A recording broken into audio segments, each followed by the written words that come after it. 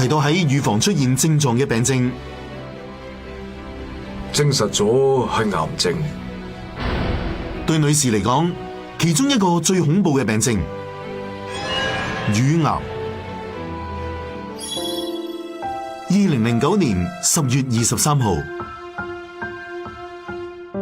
嗰一日，美江女士嚟到呢一度。山崎太太，係，請你入去2號診症室啦。係，接受1年1度嘅乳癌檢查。50歲嘅時候，佢嘅丈夫患上重病以嚟，美江女士就開始比其他人關注飲食同運動等等嘅健康問題。麻煩你遞高雙手。係。因為咁，佢每年都一定會接受乳癌檢查。至於乳房攝影檢查，就2年1次。呢一年，佢只係接受觸診同問診就得啦。結果係今次摸唔到你有硬塊，咁就好啦。你自己有冇留意到其他症狀啊？冇啊，冇咩症狀啊。我最希望就係成日都咁健康。今次都一樣，完全冇異常。咁樣都係全靠佢平日咁注重健康，一直都咁健康，直到見到孫仔孫女結婚。呢個就係美江女士嘅心願。只不過就喺嗰一晚，佢留意到一個異變，就係沖涼嗰陣，當佢喺度清潔身體嘅時候，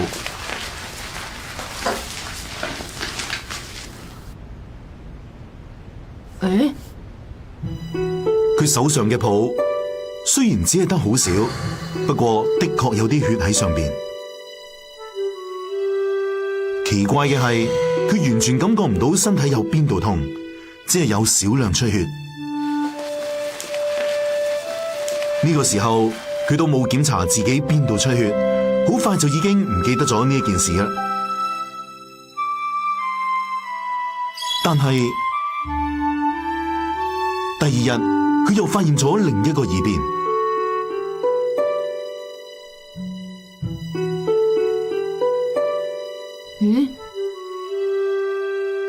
佢唔覺意望咗胸圍左邊嘅內側一眼，發現咗一笪污漬。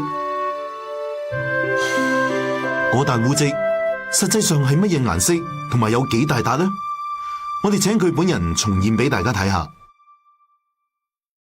係咁樣嘅，幾毫米大，呈紅色嘅污漬，剛好喺貼住乳頭嘅部分。咁樣嘅污漬一共有3點。冇錯，呢個就係喺美江女士身上出現嘅，用眼觀察都知道嘅乳癌症狀。胸圍上面嘅血，我哋平時戒親嗰陣時流嘅血係紅色噶嘛，但係佢係黑色噶。雖然唔係完全黑色，不過又紅又黑咁嘅，當時就係咁啦。但係當佢沖完涼，再次檢查下自己嘅乳頭嗰陣，又唔見有出血嘅情況出現喎。做乜嘢啊？冇嘢啊，冇事啊。雖然佢覺得有少少不安，不過只係少少出血。美江女士決定暫時再觀察下情況。點解會咁嘅？只不過又過咗1日，果然又再出現出血嘅痕跡。佢覺得非常不安。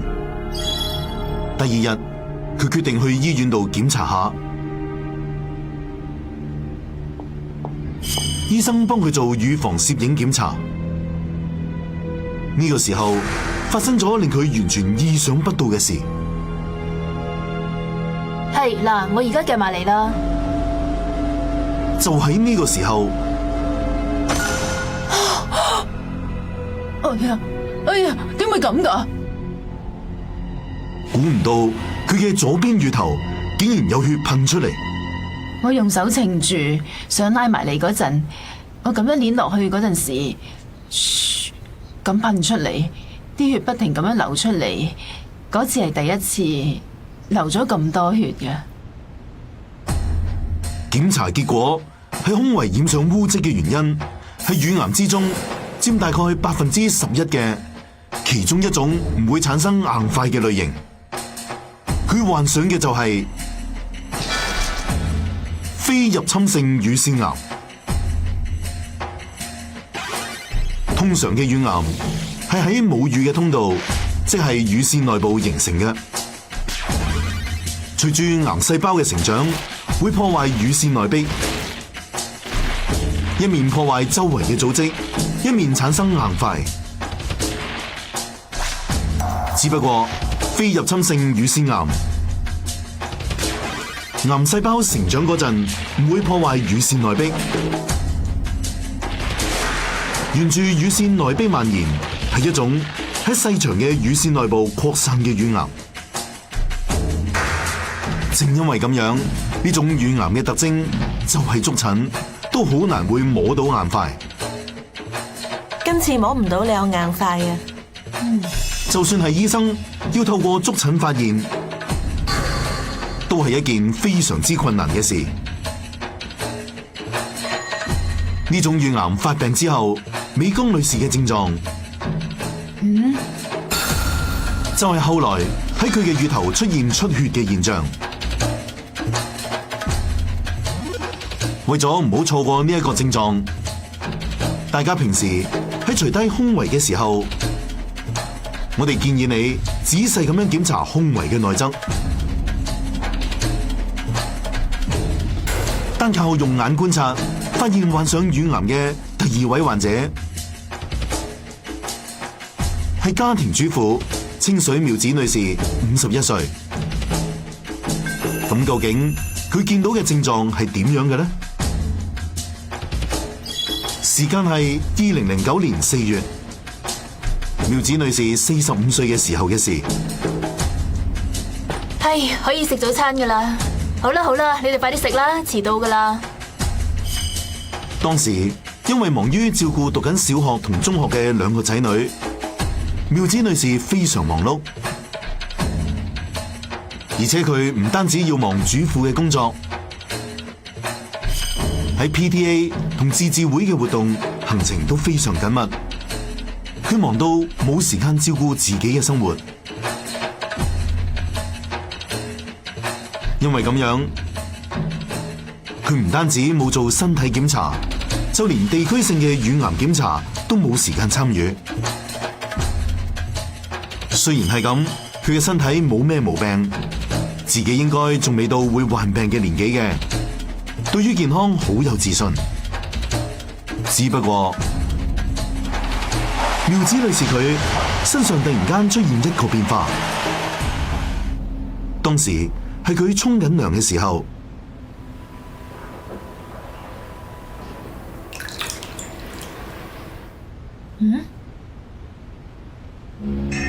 喺佢嘅左胸出現咗一塊之前未見過嘅紅疹，同尾指嘅指甲差唔多大，一塊細小嘅紅色濕疹，摸上去有啲輕，而且仲會有輕微又痛又癢嘅感覺。冇錯，呢個就係苗子女士出現嘅表面觀察到嘅乳癌症狀。但係好可惜，呢封係苗子女士憶述當時情況嘅信。我本來皮膚就比較差，所以覺得可能係皮膚敏感，暫時觀察一下。呢塊乳房嘅紅疹只係皮膚敏感，佢咁樣同自己講，於是嘗試喺患處搽止痕嘅藥膏，但係如果平時搽完藥膏，皮膚敏感應該第2日就好返。今次過咗成個星期，紅疹都依然未消失，然之後好似濕疹咁嘅嘢，好快就擴散到好大範圍。後來仲出現咗一陣陣好似俾針吉咁嘅痛楚。呢件事太唔尋常啦。雖然佢咁樣諗，但係妙子女士依然冇立即去醫院求診，覺得自己嘅身體有啲唔舒服。雖然認為自己應該要去醫院，但係又唔敢去，所以好猶豫。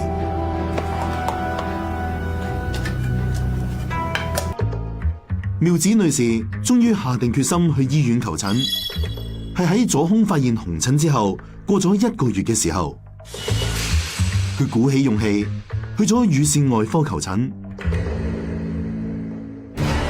呢一幅係當時實際嘅相片，最初只係呢個位置有紅疹，但而家已經蔓延到整個乳房。檢查結果喺乳房出現紅疹嘅原因，就係一種唔會產生硬塊嘅乳癌。佢患上嘅就係炎性乳腺癌。炎性乳腺癌就係癌細胞喺破壞乳腺之後入侵淋巴腺，蔓延到整個乳房嘅癌症。因為咁樣，呢種乳癌特徵就係唔會產生大型嘅硬塊。雖然好難發現到硬塊，但係取而代之出現嘅症狀就係乳房表面出現嘅紅疹。妙子女士嘅乳房出現嘅紅疹係由於癌細胞阻塞淋巴腺，令到淋巴液冇辦法流通，就好有可能會開始發炎。呢種炎性乳腺癌雖然喺乳癌之中係好罕有嘅種類，但係只係1個月已經可以轉移到淋巴結同肺等等其他器官，非常危險。因為咁樣，最重要嘅就係大家千祈唔好錯過最初喺乳房出現嘅紅疹。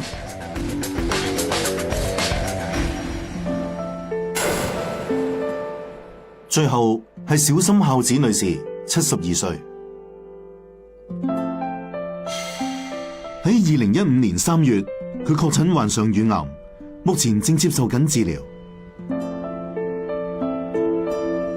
完全估唔到原係乳癌，又唔痛又唔痕，我又好健康，根本一啲都唔覺得辛苦，所以我之前真係完全冇擔心過。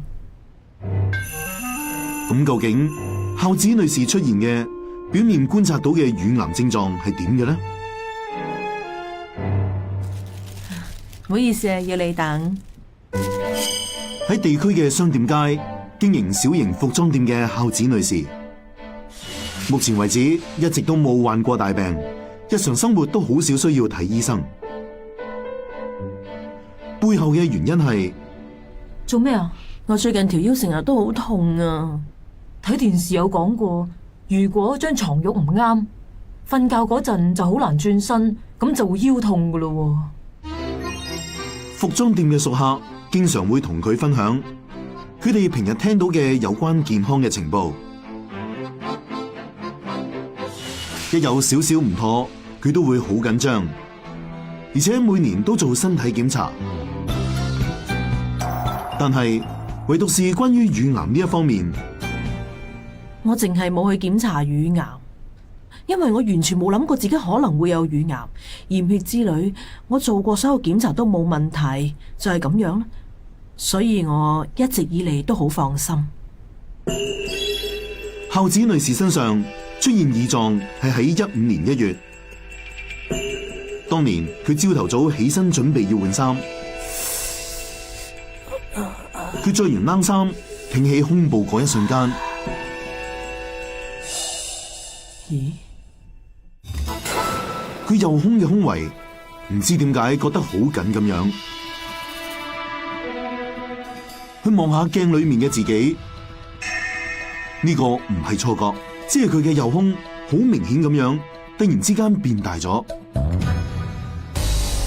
冇錯，呢個就係孝子女士出現嘅表面觀察到嘅乳癌症狀。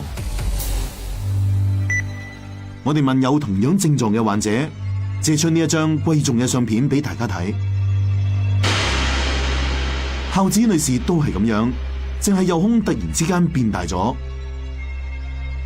但係我以為自己係乳腺症，所以我當時都唔係咁擔心，因為冇諗過係癌症。孝子女士錯誤咁樣以為自己嘅症狀係稱為乳腺症嘅病。乳腺症係乳腺腫脹、硬化等等，乳腺出現各式各樣變化嘅統稱。隨住老化，女性荷爾蒙下降而出現嘅乳腺症，通常都好短暫，而且痛楚好輕微，所以呢個症狀大部分都唔會進行治療。因為咁樣，孝子女士都以為自己係普通嘅乳腺症，就係咁樣錯過咗及早發現嘅機會。但係右邊乳房突然變大之後2個月，15年5月，令一直冇發現病症嘅佢，盡快去醫院檢查嘅人就係歡迎啊！嗰位服裝店嘅熟客。其實咧，我諗應該係乳腺症啊。最近我右邊個胸變大咗。其實咧，我都睇得出啊。吓？喂，不如你去一次醫院俾醫生檢查啦。就係咁，孝子女士去咗醫院，後來發現自己患上咗乳癌。呢科係孝子女士嘅 CT 影像。呢一邊係右邊乳房，請大家留意畫面呢一個部分，白色嘅部分就係癌症。同通常嘅乳癌比較，我哋就可以睇到孝子女士嘅乳癌向內部擴散，因為咁樣，癌細胞喺乳房裏邊越變越大，繼而壓迫到周圍嘅脂肪，令左右兩邊乳房出現大細不一。表面觀察到嘅乳癌症狀，乳房左右大細不一。因為咁樣，有冇發現自己嘅胸圍有一邊特別緊呢？我哋平日小心咁注意左右兩邊乳房有冇分別，好有可能會成為及早發現乳癌嘅關鍵線索。要發現乳癌仲有好多其他嘅症狀，跟住喺現場，專家會為大家詳細咁樣講解自我檢查嘅方法。原來乳癌，仲要唔會覺得痛㗎喎。真係好難發現啊！不過到咗一定年紀，就一定要徹底咁檢查先至得啦。一過咗40歲，定期接受乳房攝影檢查係好重要嘅。只要定期接受檢查，死亡率就會降低20%。所以每隔1年就會有地區檢查，大家一定要去參加。不過除此之外，大家平時一定要做觸診檢查㗎。講得啱啊！跟住落嚟，請土井醫生介紹其他表面觀察就可以發現乳癌嘅方法。重點有2個，係咁嘅：乳房嘅凹陷、乳頭嘅異變。乳頭嘅異變佢點樣㗎？異變即係點啊？首先請大家睇下乳房凹陷嘅患者實際嘅相片啦。大家睇下喺下面嘅側邊就會見到有啲凹陷。係啊！如果出現呢種凹陷，大家一定要小心注意。仲有啊，如果摸下凹陷嘅位置，其實裏面係有硬塊㗎。所以其實因為有硬塊拉扯到乳房嘅皮膚，先至會出現畫面上咁樣嘅凹陷。仲有啊，撳落去係唔痛㗎，不過仔細摸下佢就會發現裏面硬刮刮咁。如果係呢種情況，就有可能係癌症造成嘅凹陷。哇！跟住一齊睇下乳頭出現異變嘅患者嘅相片。呢位患者嘅乳頭向內凹咗入去，本來係凹嘅就冇問題，但係本來係突出嘅，但係偶然望下，發現佢係凹咗落去，如果有呢種改變，就係因為裏面有硬塊，令到乳頭受到拉扯，咁就會向內凹咗落去啦。因為裏面有癌細胞喺乳頭後面將佢向內拉，呢個凹陷嘅現象就係乳癌嘅病變。由乳癌引起嘅乳頭異變，原來唔單止凹陷一種，乳頭被癌細胞拉扯向咗側邊，有啲情況仲可能會向下。如果幾個月之內持續出現呢一種異變，就有可能已經患上咗乳癌。於是更容易發現呢一種異變嘅自我檢查法，仲有正確嘅捉診方法，醫生將會教大家點樣做。大家每日都會沖涼㗎咯，嗬？係啊，呢個時候除低衫，企喺塊鏡前面，垂低手，由正面睇下自己乳頭嘅位置，然後向右轉身，再向左轉身檢查下側面，跟住將雙手舉高過頭。呢個時候，呢度原本垂低嘅乳房皮膚就會拉起，咁樣我哋可以檢查下兩邊有冇凹陷。乳頭位置唔同咗，垂低手可能會唔覺，但係如果舉高手呢，就會更加容易發覺係唔係向咗其他方向噶啦。呢幾個檢查做完都冇問題之後，下一步就係雙手搽番梘，然後喺乳房咁樣打圈。係。如果真係發現到有咩問題呢，即刻去醫院檢查就可以及早發現嘅啦。下一個檢查嘅部位係手，請大家一邊睇一邊仔細咁樣檢查下自己雙手。今次要檢查嘅症狀有5個，當中有3個係應該立即去醫院求診嘅危險病症嘅警號。好啦，而家即刻開始自我檢查。首先第一個係呢種症狀，手部出現甩皮同埋乾燥。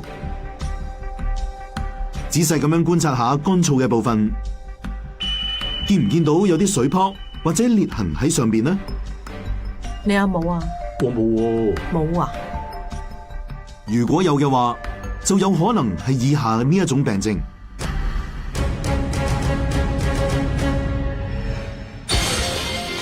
主婦手，所謂主婦手，亦即係手部乾燥。經常要煮飯同做清潔嘅女士好常見，喺之後越嚟越乾燥嘅季節會更加普遍。最重要嘅係保濕，只要記得經常搽潤手霜就可以解決㗎喇。下一個症狀係咁樣嘅。睇起嚟同剛才一樣，好似皮膚乾燥咁樣。最大嘅特徵就係手指嘅關節變紅，而且變紅咗嘅部分仲有少少腫起。你嘅手部乾燥有冇咁樣嘅現象呢？呢個就係應該立即去醫院求診嘅危險病症警號。呢個危險病症就係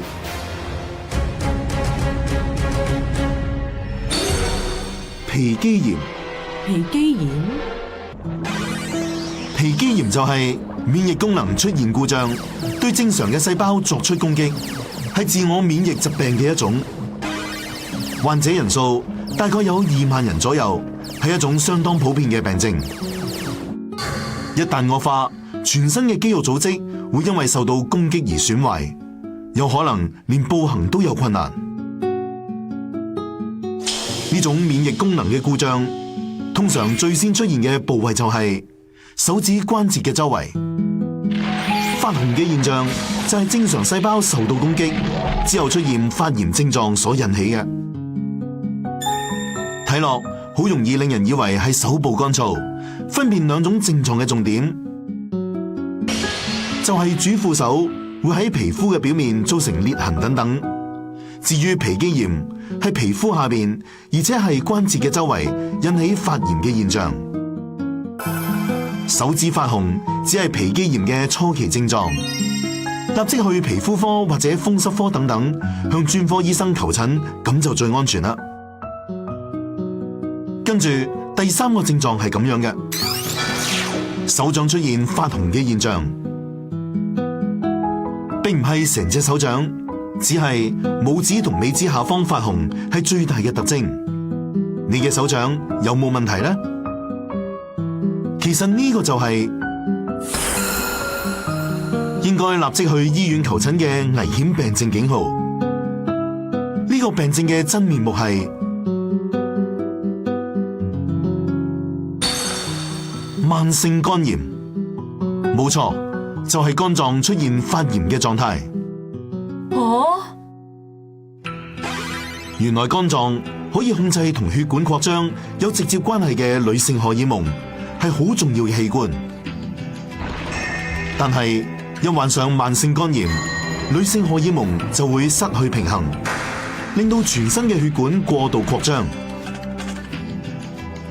因為咁樣，我哋嘅手掌微絲血管特別密集嘅部位，就係拇指同尾指嘅下方，會因為血液流量增加而出現發紅嘅現象。由得佢唔理，有可能會惡化成肝硬化。如果發現呢一種發紅嘅情況，我哋建議及早去向消化系統內科醫生求診。跟住落嚟，請大家留意你嘅指甲。首先係指甲上面出現細長嘅直紋，睇下你嘅指甲表面有冇俾呢一種又細又長嘅直紋覆蓋呢？好似冇，我都冇啊。大部分嘅情況，佢嘅成因都係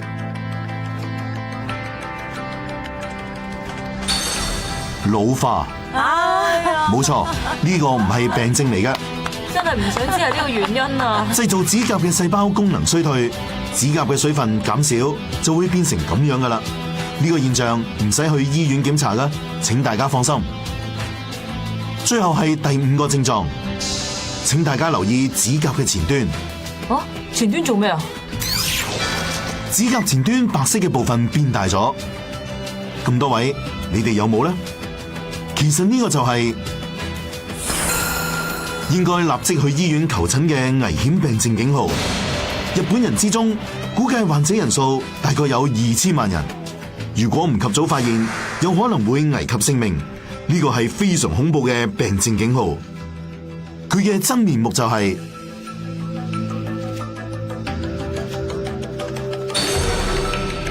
唔係啊嘛？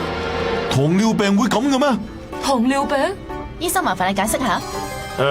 呢啲都係微菌嚟嘅，佢哋慢慢咁喺指甲嘅前端向下侵入，指甲同下邊嘅部分空間增加咗，令到指甲浮起咗嘅現象。其實係好少會變成咁樣嘅，但係糖尿病患者佢哋嘅免疫能力會逐漸咁減弱，出現呢種症狀嘅機會率會比普通人多幾倍。如果繼續惡化嘅話，就會變成咁樣噶啦。哎呀，好恐怖啊！咁樣會唔會好痛㗎？唔會痛亦都唔會痕嘅。呢啲係咩嚟㗎？呢啲都係微菌嚟嘅。左邊嘅係由指甲下邊入侵，右邊嘅係由表面入侵，指甲會粒粒突突咁。如果糖尿病好翻，呢啲指甲嘅問題都會好翻㗎。而家嘅藥物效果係非常之好嘅。原來係咁。如果係血糖值偏高嘅人，可以話俾皮膚科醫生知你血糖高，又或者可以去驗血，要求佢哋幫你檢查下有冇糖尿病。皮膚科都會咁做嘅。下一個自我檢查係尿液。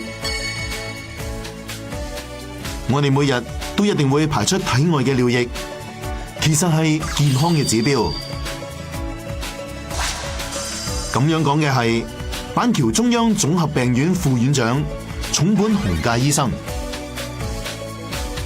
放鬆你嘅腹部啊！製造尿液嘅器官，亦即係腎臟嘅專家，喺編寫腎臟病嘅治療指引嘅國際機構 KDIGO 裏面擔任歷年來第一位日本人理事，係世界知名嘅醫生。其實我哋嘅尿液係身體裏面血液中出現嘅多餘物質，又或者係毒素嚟。呢啲物質會由腎臟將佢哋清除之後形成嘅就係尿液啦。佢嘅顏色、分量同埋狀態，如果我哋可以細心咁觀察，就可以好容易咁發現自己嘅健康上有咩轉變，又或者有冇異變。換言之，佢係健康嘅萬能檢查機。冇錯，原來尿嘅狀態會顯示出各種身體上嘅變化，當中最值得留意嘅係顏色。各位觀眾知唔知自己嘅尿係乜嘢顏色嘅呢？而家就開始進行尿液嘅自我檢查。今次我哋會睇下5種尿液嘅顏色，其中有3種係應該立即去醫院求診嘅危險病症警號。好恐怖啊！首先請大家睇下呢4種顏色。第一種係幾乎冇顏色嘅無色透明嘅尿。係啊。第二種係有少少淺黃色嘅稻草色尿液。冇色噶喎。第3種係少少白色同混濁嘅白濁色。最後一種係呈深黃色嘅熒光色。4種顏色之中，有健康嘅尿，同時亦都有應該立即去醫院求診嘅危險病症警號嘅尿。而家要問問題啦，4種尿液之中，健康嘅尿液顏色係邊一種呢？答案可能唔止一個㗎。答案係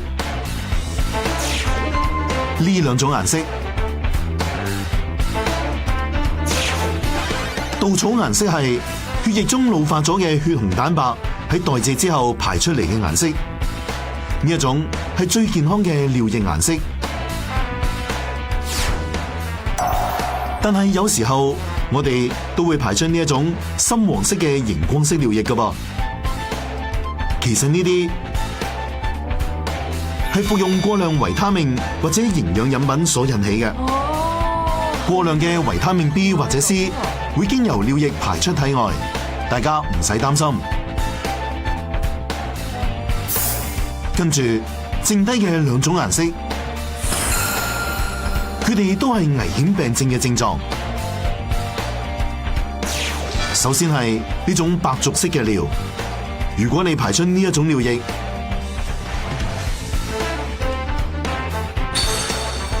你就有可能患上膀胱炎。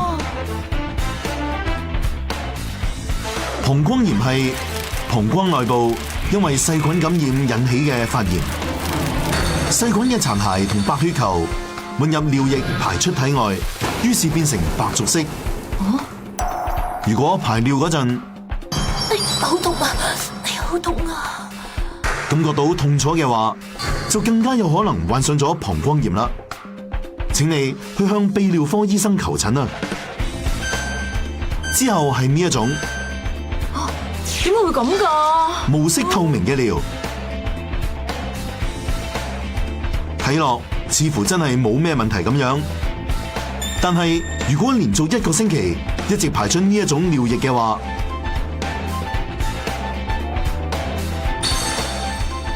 你就可能患上咗糖尿病。唔好啊！一患上糖尿病，血液之中嘅葡萄糖會異常增加。為咗要稀釋佢，會覺得口渴，喺不知不覺間，我哋會攝取大量嘅水分。結果就係膀胱內部嘅尿液增加，顏色變淺，所以每日都會排出大量無色透明嘅尿液。呢個現象如果持續1個星期以上，就可能係糖尿病。我哋建議你盡快接受檢查。跟住剩低最後1種顏色，呢種就係最值得我哋注意，可能會危及性命嘅病症警號。究竟係乜嘢顏色呢？今次我哋拜訪到因為排出呢一種顏色嘅尿液，發現自己患上嚴重病症，然後保住性命嘅人。歡迎光臨啊！歡迎你哋啊！請多多指教啊！快啲入嚟啦！三賴孝雄先生78歲。佢喺2014年發現自己患上重病，後來成功治療，而家同太太2個人一齊喺東京生活。呢位三賴先生某一日突然發現自己嘅尿嘅顏色好奇怪。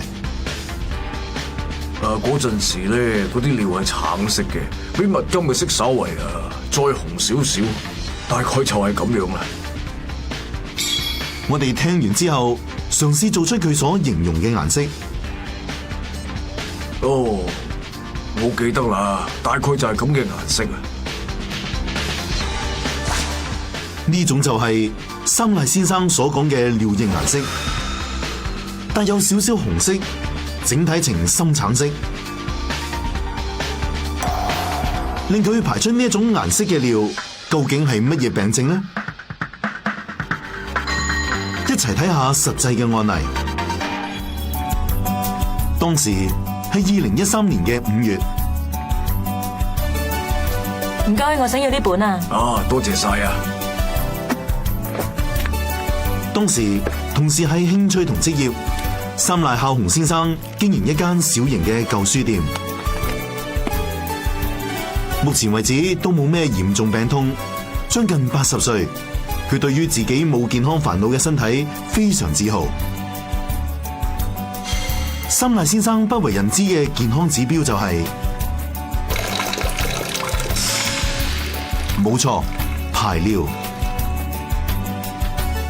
見到自己排尿嘅情況同後生嗰陣冇咩分別，佢深信自己好健康。後來有一日朝頭早，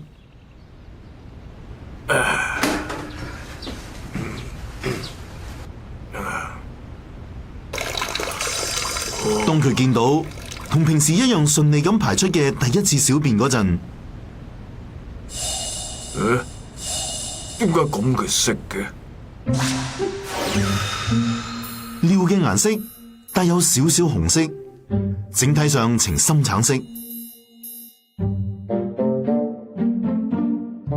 顏色同平時唔同，佢雖然有少少驚訝，不過當時嘅三賴先生，有啲怪怪地喎。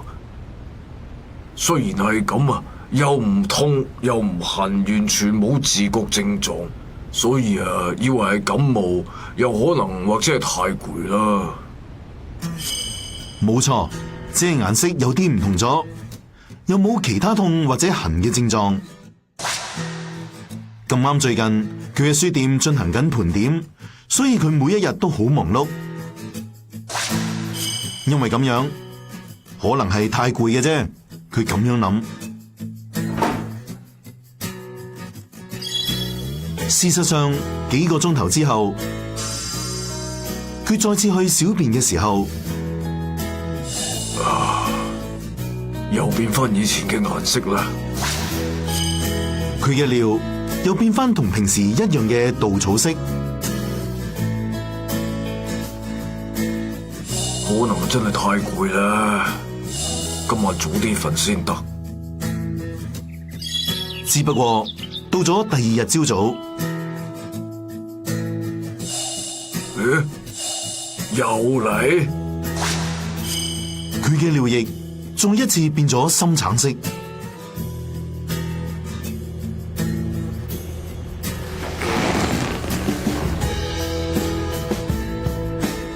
做咩啊？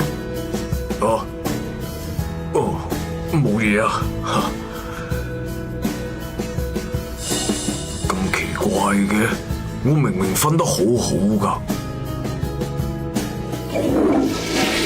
後來有時候朝頭早起身嗰陣，佢嘅第一次小便都會變成深橙色。之後過咗2個月嘅夏天，佢嘅尿液顏色出現咗新嘅異變。好熱啊！好，歡迎光臨啊！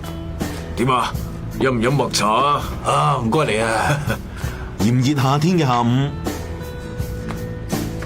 可能飲得太多茶，三賴先生因為出現尿意而去洗手間。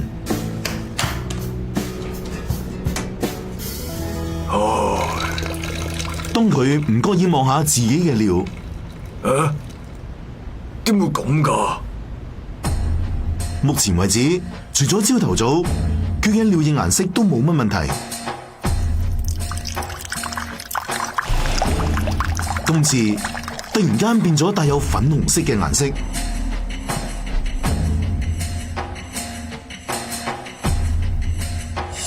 睇嚟真係有問題喎。有咩怪病咁點算啊？咁嘅情況實在太過唔尋常，一定要去醫院。雖然佢咁樣諗，唔想去噶，一定要去，但係唔想去咯。咁多年，三賴先生一直幾乎未去過醫院。去到醫院，可能會話佢知佢有恐怖嘅病症，恐懼由佢嘅心裏邊湧出嚟，跟住好啦，如果下次再有呢啲粉紅色嘅尿，就去醫院啦。就咁啦。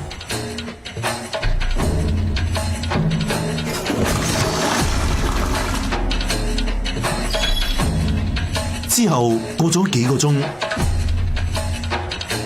三賴先生再一次出現尿意，去咗洗手間。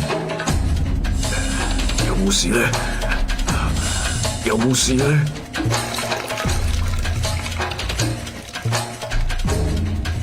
佢戰戰兢兢咁樣確認自己嘅尿液顏色。剛才嘅粉紅色完全消失咗，尿液變翻同平時一樣嘅稻草色。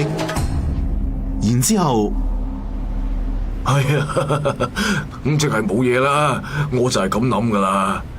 啲尿嘅顏色變翻普通嗰陣，又變翻之前咁啦，咁就算數啦。之後就冇打算去睇醫生啦，一直都係咁樣重複啊。就係咁，一直都冇下定決心去醫院檢查。三賴先生只係不斷咁樣拖延時間。到後來，病魔終於對佢發出最後嘅警告。當時係最初排出橙色尿液之後，過咗大概4個月嘅某一日，佢同平時一樣去小便嘅時候，佢出現咗之前從來都冇嘅殘尿感。為咗排出剩低嘅尿液，佢用力咁樣排尿嗰一瞬間，點會咁樣噶？估唔到佢嘅尿液中出現咗一啲細小嘅紅色硬塊。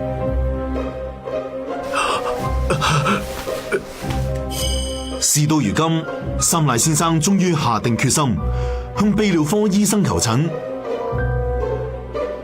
後來檢查結果終於都揭開病症嘅真面目，令到三賴先生排出呢一種深橙色尿液嘅病症，原來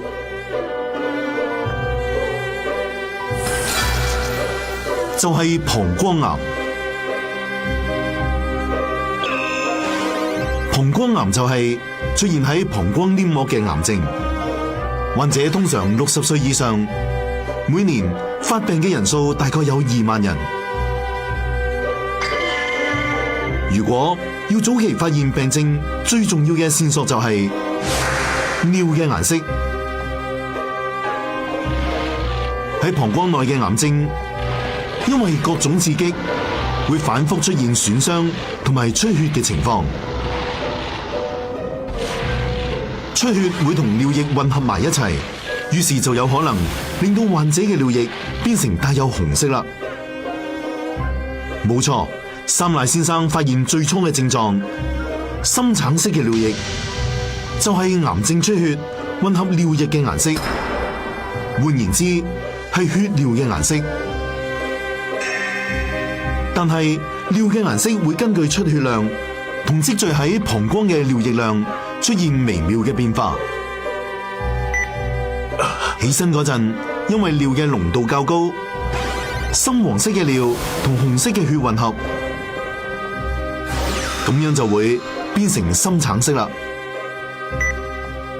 日間，當佢嘅尿量變多嘅時候，尿液被稀釋就會變成粉紅色。但係呢個病症有一個陷阱，變翻以前嘅顏色啦。每次當癌腫瘤結痂停止出血，尿嘅顏色就會回復正常。之後如果再出血又再變色，呢種情況反覆出現。唔止咁樣，因為完全冇痛楚，又或者有其他症狀，所以好容易令人忽略。雖然係咁，點會咁樣㗎？三賴先生嘅情況，因為出現咗紅色嘅硬塊，終於令佢發現到呢一個病症。呢啲係癌症造成嘅出血，凝固變成血塊。雖然有啲患者好似三賴先生咁好彩，及早發現病症，但亦都有好多人冇呢一種情況。正因為咁，最重要嘅係唔好錯過尿液顏色嘅變化。每日去小便嘅時候，仔細檢查自己嘅尿液顏色。只要有一次出現帶有紅色嘅尿液，我哋都建議大家盡快去向泌尿科醫生求診，